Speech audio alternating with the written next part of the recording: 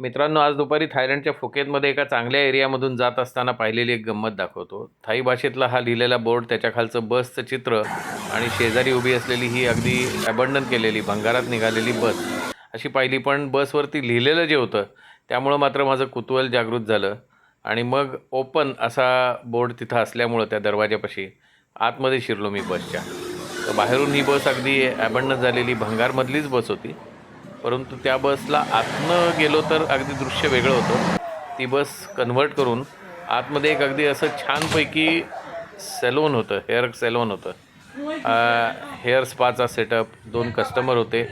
कारागीर एका कस्टमरवरती काम करत होता आणि फॅन, AC, अगदी एक छोटासा टेलिव्हिजन होता तिथं. बाकी बस आतून बॉनेट, स्टिअरिंग, सीट सगळं जुन्या प्रकारचंच आणि असं गंजलेल्या स्थितीतच होतं.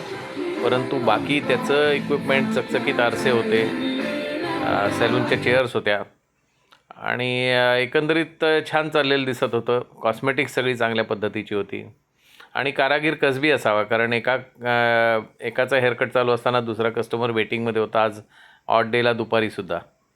तर एकंदरीत बस ही अजिबात चालत नसली, भंगारमधली असली तरी त्याचा धंदा मात्र चांगला चाललेला दिसत होता. तर एकंदरीत काय, तर व्यवसाय करायचा तर भांडवल पाहिजेच, पण त्याचबरोबर त्याला कल्पकतेची जोड पाहिजे, थोडीशी धडाडी पाहिजे आणि काहीतरी वेगळे पण पाहिजे, इनोव्हेशन पाहिजे. तर व्यवसाय हा चिकाटीने आणि कल्पकतेने यशस्वी होतोच होतो.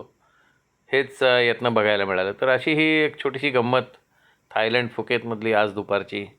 Okay, bye bye.